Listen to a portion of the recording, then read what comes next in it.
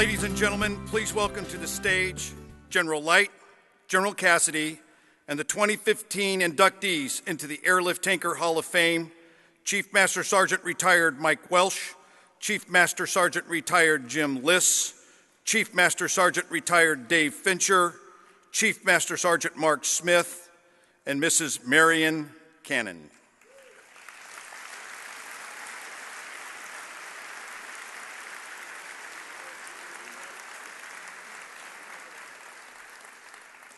Now, I'm gonna ask you to indulge us for just a minute.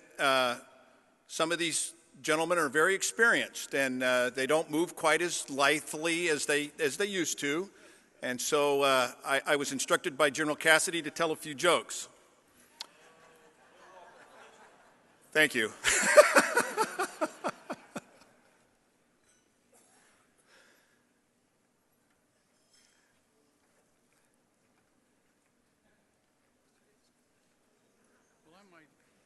Okay, General Cassidy is going to, as always, take the privilege of the mic.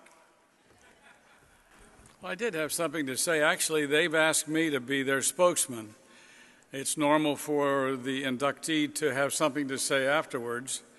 If we let these chiefs get up here and say something, we'd be all night. So I'm going to say something for them. I'm going to give you another part to the story. As they were doing all this wonderful work, and this came to me, I was traveling with General McNabb through Afghanistan and Iraq several years ago, and I saw for the first time the C-17 in combat. And I was absolutely and totally amazed because I thought I knew everything there was to know about that airplane as we were building it. Now, I'd been retired 20 years by the time I took this trip. And we did everything that airplane was supposed to do. We did circling blackout night landings in places that were hot. We turned the airplane every time through 6 sorties in less than 15 minutes. The specification said we had to turn an airplane that size, full cargo, in 20 minutes. We beat everything. The crews, the air crews, found things to do with the airplane that we never thought of. And the Loadmasters did Loadmaster stuff the whole time, including an occasional nap. But they earned it. And when I look back at my history with the airplane, it started when a great DO in Mac, Baginski was his name, and he had a wonderful assistant. That was me. And we decided that we would do a study on whether or not the C-17 was needed because people were asking, why do you need the airplane? And the study proved without a doubt that we needed more lift. And the Congress got into it and said, good, we'll send you 50 747s, you can change them to cargo airplanes, and the problem's over, give us your next problem. And they meant that. And these guys were working their tails off, developing source selection, and all this time our members of Congress had given us direction to go in a completely other direction. We fought that as an Air Force. The Air Force and us both fought that program, and they decided instead of the 747 then, they'd issue us 50 new C-5s. That's when the C-5B came in around 1983, 84, in that time period. So all this work they were doing, all this time, sat not nearly at the pace that it needed to be. We reduced the number of people at Wright-Patterson by 80. We reduced people all over and put them on different things, and we were taking in a new C-5 into the inventory. And we had some troubles with the C-5, as you all know. And this was just using the same dies, et cetera, to build the airplane. And so we got the 50 C-5s, and we started back in then to this program. By that time, the source selection was done.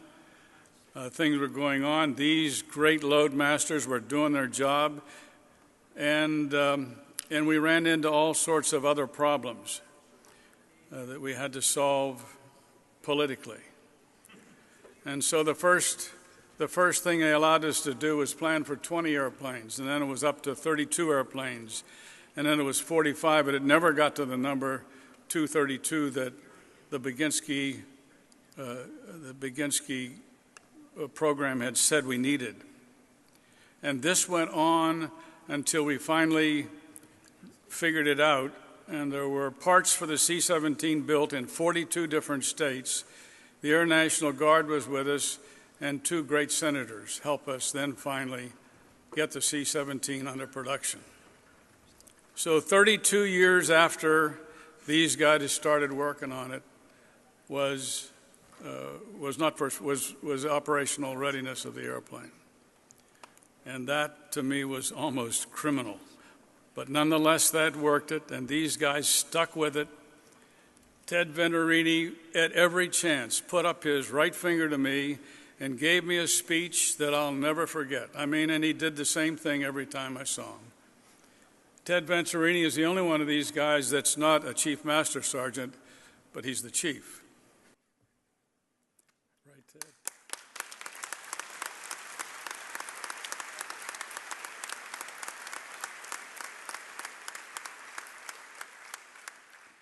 So I thought at the time we ought to do something for them, and what better could we do than make them part of our history? And that's why they're here tonight.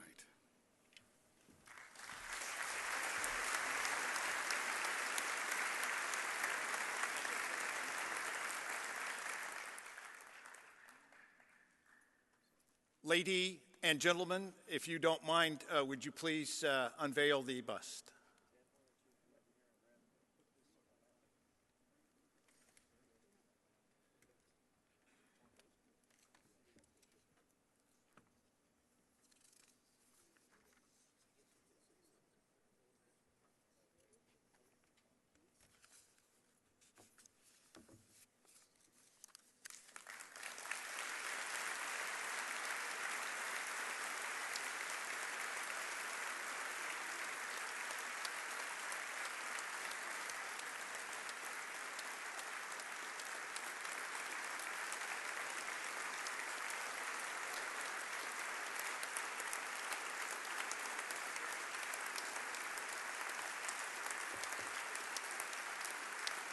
Ladies and gentlemen, our 2015 Airlift Tanker Hall of Fame inductees, the C-17 Loadmaster Legacy Team.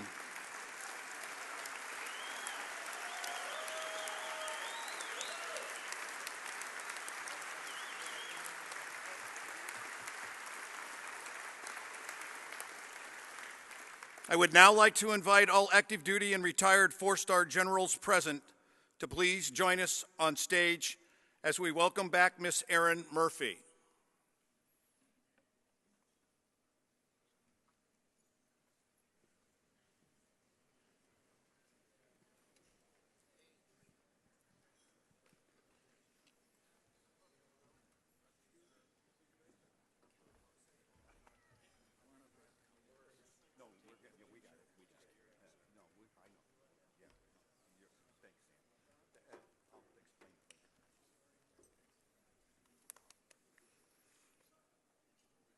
All present?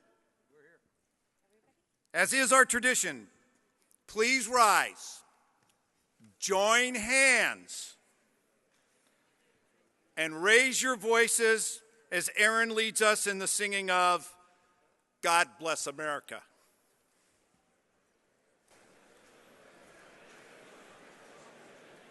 No, you better start, Erin. God bless America, land that I love.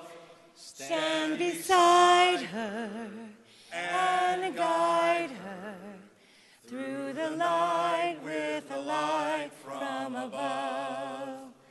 From the mountains to the prairies to the oceans white with foam. God bless America, my home, sweet home. God bless America,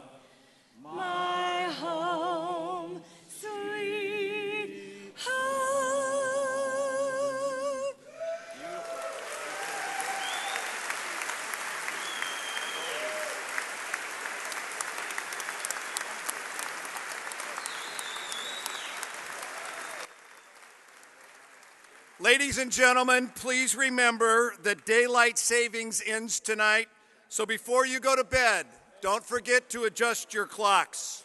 Thank you all so much, and we'll see you next year in Nashville, Tennessee. God bless you, and God bless the United States of America.